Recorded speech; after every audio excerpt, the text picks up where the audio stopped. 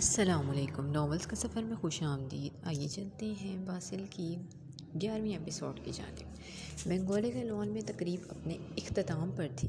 رات کے 3 بجے اب لوگ تھکنے اور شراب میں چور ہو کر لڑکھڑانے لگے تھے۔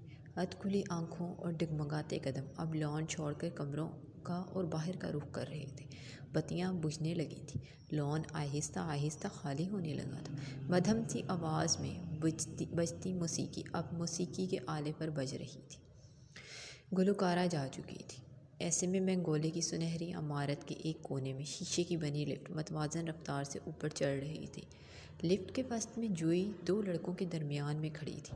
میرون گاؤن کے اوپر کندھوں پر اب سیاہ مردانہ کوٹ کا اضافہ تھا۔ 3 گھنٹے وہ ایک کمرے میں بے مقصد ایک صوفے پر بندھی بیٹھی رہی تھی اور اب جا کر اسے اس کمرے سے نکال کر کہیں اور لے جایا جا رہا تھا، شاید اوپر کسی کمرے میں۔ اس کے ہاتھ بندھے ہوئے تھے جو اس پر دیے ہوئے سیاہ کوٹ کے نیچے چھپے تھے۔ یقیناً اس کی عزت کا جنازہ نکلنے کا وقت قریب تھا۔ ایسا محسوس ہوا جیسے سانس اکھڑنے لگی ہو۔ وہ یکلخت چند قدم آگے بڑھی اور چلانے لگی، help help me please listen. گلے میں پھٹنے جیسی آواز برآمد ہوئی جو فقط اس لفٹ کے شیشوں سے ٹکرا کر واپس آ رہی تھی۔ ہوٹل سے باہر نکلتے ہنستے مسکراتے چہرے اس کی بے بسی سے بے خبر تھے، مست مگن اپنی شاندار گاڑیوں میں بیٹھ رہے تھے۔ دل کے دھڑکنے کی رفتار خوف کے باعث تیز تر ہو چکی تھی۔ وہ پھڑپھڑانے لگی تھی، بالکل ویسے ہی جیسے کوئی پنچھی جال میں پھنسنے کے بعد پھڑپھڑاتا ہے۔ دونوں لڑکے اسے قابو کر رہے تھے۔ ایک نے جلدی سے اس کے منہ پر ٹیپ لگائی، دوسرا اس کے بال کھینچتے ہوئے اسے پسٹل دکھا رہا تھا۔ کتنے ظالم تھے یہ لوگ، اور وہ جال میں پھنسے پنچھی کی طرح پھڑپھڑا کر صرف اپنے پنکھ زخمی کر رہی تھی۔ نتیجہ کچھ بھی نہیں تھا، چاروں طرف جال ہی جال تھا۔ لفٹ کھل چکی تھی۔ وہ اسے گھسیٹتے ہوئے اب ہوٹل کی گیلری میں سے لے کر جا رہے تھے، جہاں بائیں اور دائیں کمروں کے دروازے بند تھے، جیسے اس کی قسمت کے دروازے بند ہو گئے تھے۔ بعض اوقات آدمی ایک نہیں ہوتا، 3 4 یا اس سے بھی زیادہ۔ تمنا کے کہے ہوئے الفاظ اس کے ذہن میں گونج رہے تھے۔ ریڑھ کی ہڈی میں خوف کی لہر برق رفتاری سے سفر کر رہی تھی۔ وہ پھٹی پھٹی آنکھوں سے دونوں لڑکوں کو دیکھتے ہوئے کبھی ٹیپ سے بند کیے منہ سے بولنے کی ناکام کوشش کر رہی تھی اور کبھی بندے ہاتھوں کو کھولنے کے لیے کلائیوں کو گھما رہی تھی۔ ہر کوشش ناکام تھی۔ وہ دلدل میں دھنسنے جا رہی تھی۔ تمنا کہہ رہی تھی، وہ پہلی دفعہ میں اتنا برا حال کرتے ہیں کہ لڑکی جسمانی اور ذہنی دونوں طرح مفلوج ہو کر رہ جاتی ہے۔ جسم کا رواں دواں کھڑا ہو رہا تھا۔ جال میں پھنسے پنچھی کو پہلے پنجرے میں بند کیا جاتا ہے، پھر اس کے پر کاٹ دیے جاتے ہیں۔ اس کے پر کٹنے جا رہے تھے۔ میرے اپنوں کو میری خبر تک نہیں ہوگی کہ مجھ پر کیا بیت رہی ہے۔ شاید وہ لیتاؤ کو فون کرتے ہوں گے، اس کا پوچھتے ہوں گے۔ نہیں، وہ ایسا نہیں کرتے ہوں گے، کبھی بھی نہیں کرتے ہوں گے۔ میں ان کے لیے مر جو چکی تھی، جو گناہ میں کر چکی تھی اس پر انہوں نے پردہ ڈال دیا تھا، لیکن نفرت دل سے کہیں نہیں نکالی تھی۔ آنکھوں کے سامنے کتنے ہی مناظر گھوم گئے۔ جان اسے دوپٹہ درست کرنے کا کہہ رہا تھا، مریم اسے رات کو باہر جانے سے منع کر رہی تھی، آمنہ اسے وضو کرنے کا طریقہ سمجھا رہی تھی، وہ وضو کر رہی تھی، وہ صلیب کو چوم رہی تھی، وہ جائے نماز بچھا رہی تھی، وہ دونوں ہاتھوں کی انگلیوں کو ایک دوسرے میں پیوست کیے اس پر سر ٹکائے ہوئے تھی، وہ دعا کے لیے ہاتھ اٹھائے ہوئے تھی۔ پھٹی پھٹی آنکھوں سے ارد گرد دیکھا، تمام کمروں کے دروازے بند تھے، جیسے اس کی قسمت کا دروازہ اس پر بند تھے۔ کاش کوئی دروازہ کھل جائے۔ دل تڑپ کر دعا کر گیا، جیسے ہر دفعہ ہر لمحہ کیا کرتا تھا۔ کہاں یہ یاد رہا تھا کہ وہ دعا نہ مانگنے کا تہیہ کر چکی تھی۔ آنکھوں کے سامنے گزرے لمحے یکے بعد دیگرے سرک رہے تھے۔ دعائیں قبول نہیں ہوتی، کم از کم میری تو کوئی بھی نہیں ہوتی، کبھی بھی نہیں ہوئی۔ میں نے ایک دعا کو ان 6 سالوں میں ہر پل ہر جگہ اور کلیساؤں میں گھنٹوں بیٹھ بیٹھ کر مانگا، مگر نہیں ہوئی۔ کتاب سے سر اٹھائے اس نے آمنہ کی آنکھوں میں دیکھ کر کہا۔ وہ مسکرائی، اپنی گود میں کھلی کتاب بند کر دی، سبز گھاس پر کھلی کتابوں کے صفحے پھڑ پھڑائے۔ وہ شاید کچھ کہنا چاہ رہی تھی مگر اجتناب برت رہی تھی۔ ایک بات کہوں اگر برا نہ مانو، وہ جھجک کر پوچھ رہی تھی۔ تمہیں ایسی لگتی ہوں کیا؟ کہو، مسکراتے ہوئے اجازت دی۔ نگاہیں اس پر مرکوز کیے۔ اللہ سے مانگو تو شریک مت ٹھہراؤ، آمنہ نے آہستگی سے ڈرتے ڈرتے کہا، اور پھر گڑبڑا کر رد عمل جانچنے کے لیے اس کے چہرے پر نگاہ اٹھائی۔ جیسا سوچا تھا ویسا ہی تھا، جوئی حیرت سے دیکھ رہی تھی۔ اس کی خاموشی آمنہ کو مزید بولنے پر اکسا گئی۔ نہ اس کی کوئی اولاد ہے، نہ وہ کسی کی اولاد ہے۔ بڑے اعتماد سے کہا، میں مسلمان نہیں ہوں آمنہ۔ حیرت میں ڈوبی آواز تھی، تو ہو جاؤ، تو پرسکون لہجے میں کہہ گئی، بنا کسی خوف کے۔ منظر کھونے لگا، دل کی گھٹن اب آنکھوں میں دھواں بھرنے لگی۔ آنکھ کی پتلیوں میں خوف تھا، اور پھر زبان منہ کے اندر ورد کرنے لگی، اللہ تعالیٰ ہی معبود برحق ہے، جس کے سوا کوئی معبود نہیں، جو ہمیشہ زندہ اور قائم رہنے والا ہے، جسے اونگ آتی ہے نہ نیند۔ اس کی ملکیت میں زمین و آسمان کی تمام چیزیں ہیں۔ کون ہے جو اس کی اجازت کے بغیر اس کے سامنے شفاعت کر سکے؟ وہ جانتا ہے جو لوگوں کے سامنے ہے اور جو ان کے پیچھے ہے، اور وہ اس کے علم میں سے کسی چیز کا احاطہ نہیں کر سکتے، مگر جتنا وہ چاہے۔ اس کی کرسی نے آسمانوں اور زمینوں کو گھیر رکھا ہے، اور وہ ان کی حفاظت سے نہ تھکتا ہے اور نہ اکتاتا ہے۔ وہ تو بہت بلند و بالا اور بڑی عظمت والا ہے۔ اس کی زبان کتنی تیزی اور روانی سے یہ پڑھ رہی تھی، اور اس کا دماغ ایک لفظ نہیں بھولا تھا۔ یہ آیت الکرسی ہے، ہم ہر دعا میں اسے پڑھتے ہیں، ہر مشکل میں، ہر پریشانی میں یہ پڑھتے ہیں۔ آمنہ کی آواز ذہن کے پردوں پر گونج رہی تھی، دل ڈوب رہا تھا۔ وہ نہیں جانتی تھی اس لمحے وہ اللہ کی طرف کیوں پلٹی تھی۔ شاید وہ نہیں، خوف سے بھرا دل پلٹا تھا۔ ایک بار پھر اسے ایک کمرے کے دروازے کے سامنے کھڑا کر دیا گیا۔ سنانا کو یوں ہی گال پر ہاتھ رکھے حیرت زدہ چھوڑ کر وہ تیز تیز قدم اٹھاتی فلیٹ کے بیرونی دروازے کی طرف بڑھی۔ سنانا نے کی بات پر تو جیسے دھڑکنیں بند ہونے کو تھیں، مگر کیوں؟ یہ سب شاید اس کو بہت سوچنے کا نتیجہ تھا، اس کو کھوجنے کا نتیجہ تھا، یا سچ میں وہ اس سے محبت کرنے جیسا گناہ کر بیٹھے تھے۔ نہیں، یہ محبت نہیں ہے۔ دروازے کا ہینڈل کو مضبوطی سے تھاما، گھمایا، دروازہ کھل چکا تھا۔ اگر یہ محبت ہوئی تو؟ خود ساختہ سوال جو ڈرتے ہوئے دل دماغ سے کر رہا تھا۔ فلیٹ کا دروازہ ہاتھ کو جھٹکا دے کر زور سے بند کیا۔ نہیں، محبت نہیں، صرف تجسس ہے مجھے۔ جھوٹی تسلی دی، پیچھے مڑ کر بند دروازے کی طرف دیکھا۔ سنانا اس کے پیچھے نہیں آئی تھی۔ رخ موڑا، آگے بڑھی۔ وہ تیز تنفس کے ساتھ سیڑھیاں نیچے اتر رہی تھی۔ اسے انو سے ملنا تھا، اور اس کے اوپر آنے سے پہلے ملنا تھا۔ وہ دیکھ چکی تھی، وہ پارک سے واپسی کے لیے نکل چکا ہے۔ کندھے پر دوپٹے کو درست کرتی وہ جتنا تیز ہو سکا تھا نیچے اتر رہی تھی۔ اچانک پاؤں تھمے، انو سیڑھیاں پھلانگتا ہوا اوپر آ رہا تھا۔ سیاہ ٹراؤزر، خاکی ٹی شرٹ، وہ سر جھکائے اوپر چڑھ رہا تھا، اور اب اسے دیکھ کر تو مزید سر جھک گیا تھا۔ وہ ان کی عمارت کے شریف لڑکوں میں شمار ہوتا تھا، جو کبھی بلا وجہ لڑکیوں کو نہیں دیکھتے تھے۔ انو کو اوپر آتا دیکھ کر وہ وہیں رک گئی تھی، ہمت جمع کی، اس سے بات کرنے کی ہمت، اور پھر اس سے پہلے کہ وہ لاپرواہی سے اس کے پاس سے گزر کر اوپر چڑھتا، وہ پلٹی، رکی انو، مجھے آپ سے بات کرنی ہے۔ ایک ہی سانس میں تیزی سے وہ پورا فکرہ کہہ چکی تھی۔ انل، جس کے لیے یہ بالکل غیر متوقع تھا، حیرت سے وہ مشکل ریلنگ کو تھامے اپنے قدم روک چکا تھا۔ مجھ سے؟ حیرت سے ارد گرد دیکھتے ہوئے سوال کیا، مبادا وہ کسی اور کی بات کر رہی ہو، لیکن اس نے اسی کا نام پکارا تھا۔ اسی بلڈنگ میں سب اسے انو کے نام سے جانتے تھے۔ جی، آپ سے۔ جوئی نے تھوک نگلا، احتیاطاً سیڑھیوں کے اوپر سے نیچے کسی کی موجودگی کو جانچا۔ آپ جوت کی بہن ہیں نا؟ فکر نہ کریں، وہ آ رہا ہے بس نیچے۔ باقاعدہ کبھی بات نہ ہونے کے باوجود وہ اتنا تو جانتا تھا وہ جوت کی بہن ہے، البتہ نام ذہن پر زور دینے کے باوجود یاد نہیں آ رہا تھا۔ مجھے کچھ اور بات کرنی ہے، مطلب کچھ پوچھنا ہے آپ سے۔ سانس اندر اڈیلتی وہ کچھ اعتماد سے اس کی بات کاٹ چکی تھی۔ ہاتھ ریلنگ پر سے اٹھایا۔ انل، جو یہ سمجھا تھا کہ وہ شاید اپنے بھائی کے متعلق پوچھ رہی ہے، اس کی اگلی بات پر پھر سے متحیر ہوا۔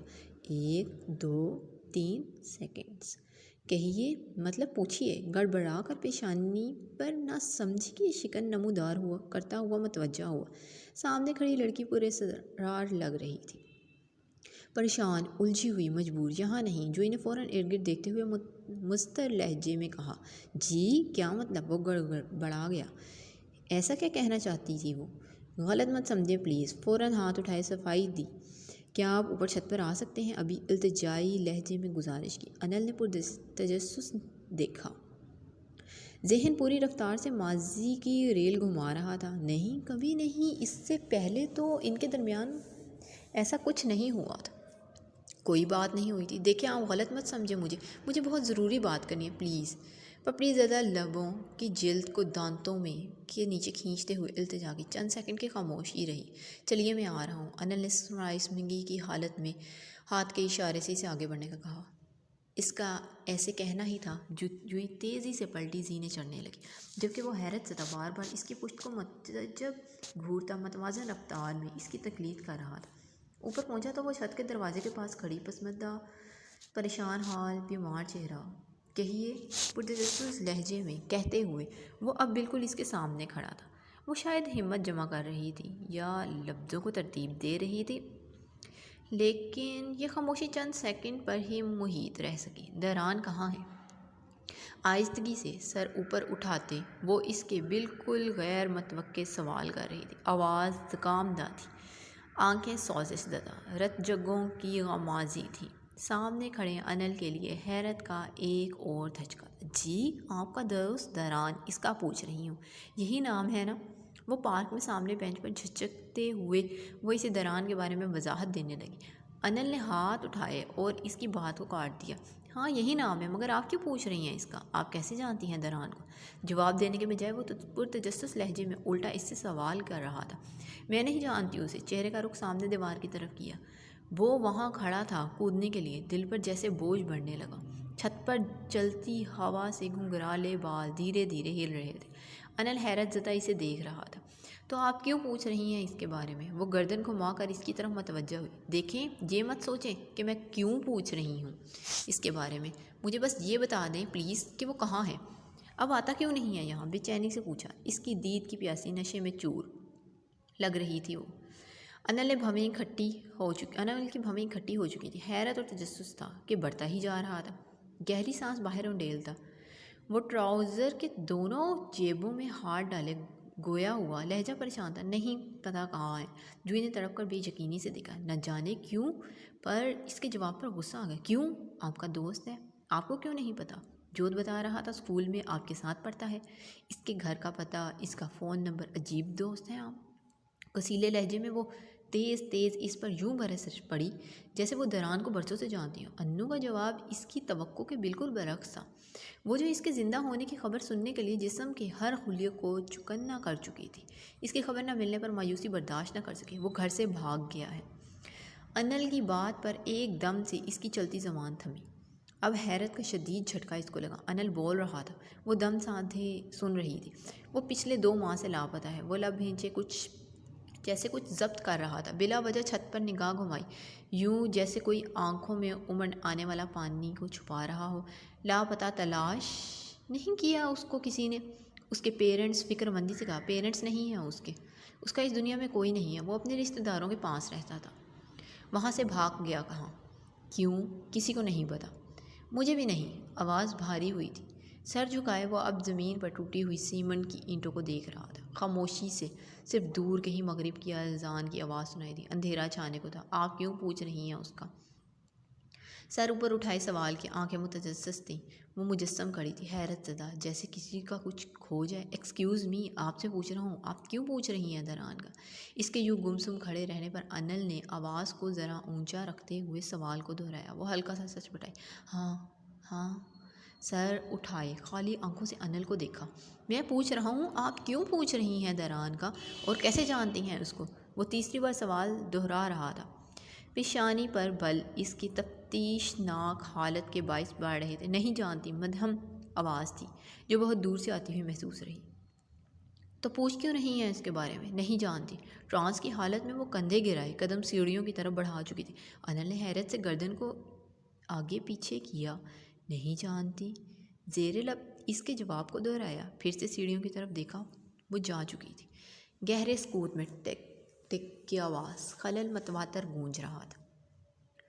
وقت سرک رہا تھا۔ واپس نہ پلٹنے کے لیے ہلکے پیچ رنگ کی پینٹ زدہ دیوار پر لٹکتی سفید رنگ کی گھڑیال نما گھڑی کی سوئیاں 3:10 بجا رہی تھیں۔ دران کمرے کے وسط میں کھڑا تھا۔ اوپری کارڈ اب تن پر موجود نہیں تھا، وہ کچھ دوری پر موجود بیڈ کے کنارے پر پڑا تھا۔ انل کو نیند کی گولیاں کھلانے کے بعد وہ اسے اس کے حال پر چھوڑتا اب چند منٹ پہلے ہی اپنے کمرے میں پہنچا تھا، جو ہاروے پروڈکشن نے اس کے لیے ایک خوبصورت جال کی طرح تیار کیا تھا۔ کوٹ اتار کر رکھنے کے بعد وہ شرٹ کی آستین کو اوپری رخ موڑتے ہوئے ابرو اچکائے مسلسل کمرے کا تنقیدی جائزہ لے رہا تھا۔ پورا کمرہ ہلکے پیچ اور سفید رنگ کے امتزاج لیے ہوئے تھا۔ پیچ پردے، پیچ بیڈ گراؤنڈ، سفید فرنیچر، پیچ قالین، پیچ پوشش کا صوفہ، کمرے کی ایک دیوار پیچ رنگ کی اور باقی سب دیواروں پر سفید رنگ کا پینٹ تھا۔ بیڈ کے بالکل سامنے پوری دیوار میں flat panel T V screen نصب تھی، جس کے نیچے سفید میز تھا۔ کمرے کی ہر چیز نفیس تھی، سجاوٹی گلدان میں سجے سفید اور پیچ رنگ کے پھولوں سے لے کر چھت پر لگے فانوس تک۔ کن اکھیوں سے ارد گرد دیکھتے ہوئے ٹی وی اسکرین پر نگاہ پڑتے ہی اس کے ہاتھ لمحہ بھر کو تھمے۔ کیمرہ پورے بیڈ کو کور کرے گا، ذہن میں براس کی آواز گونجی۔ وہ بے اختیار اسکرین کی طرف بڑھا، دروازے پر ہلکی سی دستک کی آواز پر قدم تھمے۔ آنکھیں پوری کھولے نگاہ اسکرین سے ہٹا کر دروازے کی طرف جمائی۔ ناک کے نتنے ہلکے سے پھولے اور رگیں تن گئیں۔ چند سیکنڈ یوں ہی دروازے کی طرف دیکھتے رہنے کے بعد وہ دوسری دفعہ ہونے پر والی دستک پر قدم اس کی طرف بڑھا چکا تھا۔ کون؟ آنکھ کو آہستگی سے دروازے کے آؤٹ ویو ہول پر ٹکائے، ایک ہاتھ پینٹ کی جیب میں اور دوسرا ہاتھ ہینڈل پر جمائے شائستگی سے پوچھا۔ باہر کوئی انجان چینی شخص کھڑا تھا، سر پر اون کی سرخ ٹوپی، سیاہ لیدر جیکٹ، گلے میں چین، آنکھ کے قریب ابرو میں بالی۔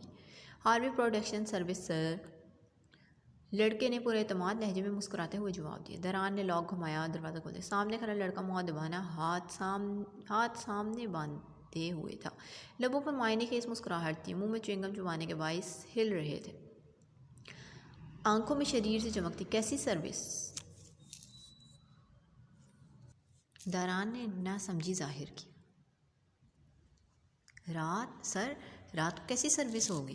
لڑکے نے شرارت سے جینس کی پینٹ کی جیبوں میں ہاتھ ڈالے، پنجوں پر سارا وزن ڈالے، گردن تھوڑی آگے کی، آنکھوں میں کمینگی تھی۔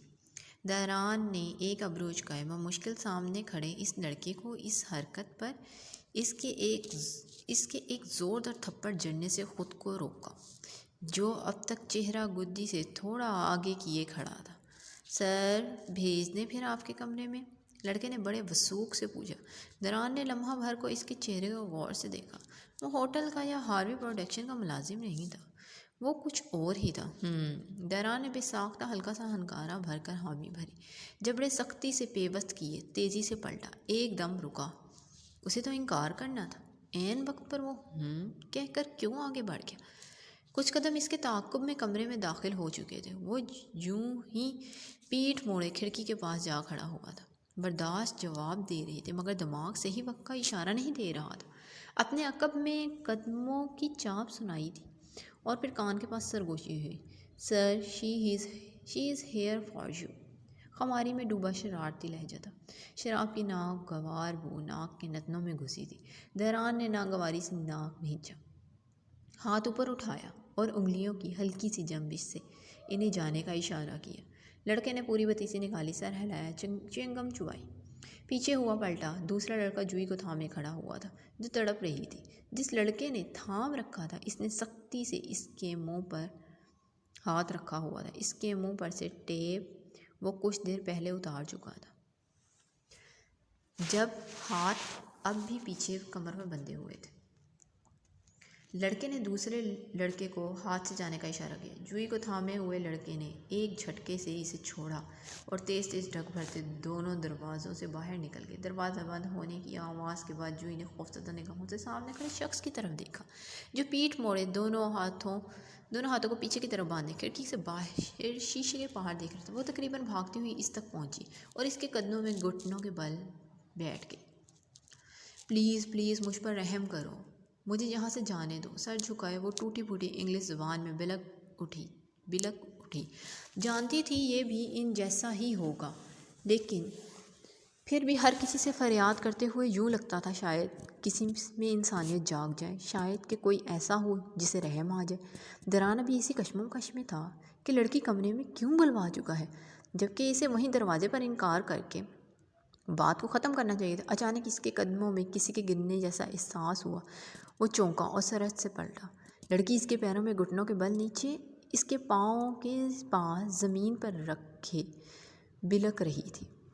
وہ اس غیر متوقع حالت پر گڑبڑا گیا۔ مجھے یہ لوگ زبردستی یہاں لائے ہیں، مجھے جانے دو، پلیز میری مدد کرو، پلیز پلیز پلیز۔ وہ روتے ہوئے بھاری آواز میں گردن کو جھکائے، سر زمین پر ٹکائے، دائیں بائیں گھمائے رو رہی تھی، گڑ گڑا رہی تھی، مدد طلب کر رہی تھی۔ ان کی باتوں پر دران کے کان اور رونگٹے ایک ساتھ کھڑے ہوئے۔ چند سیکنڈ تو اسے یہ سب سمجھنے میں لگے، اور پھر اس بلکتی لڑکی کی بے بسی اور باتوں پر غور کرتا وہ ایک جھٹکے سے اس کے مقابل بیٹھا۔ بڑی سی ٹی وی اسکرین پر میرون رنگ کے گاؤن میں ملبوس لڑکی دران کے پاؤں میں سر رکھے دائیں بائیں گھما رہی تھی۔ ہاروی نے ایک جھٹکے سے اپنی جگہ اٹھا۔ یہ کیا کر رہی ہے پاگل لڑکی، کس کو بھیج دیا ہے تم نے؟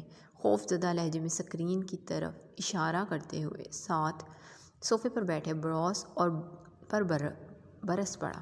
ریلیکس، زیادہ مزہ آنے والا ہے۔ دران نے ایک مجبور لاچار لڑکی کی عزت بروس نے بلند بانگ قہقہا لگایا۔ امید ہے آج کی ایپیسوڈ آپ کو پسند آئے گی۔ کمنٹ سیکشن میں ضرور بتائیے گا، لائک شیئر اور سبسکرائب ضرور کیجیے گا۔ جزاک اللہ خیر۔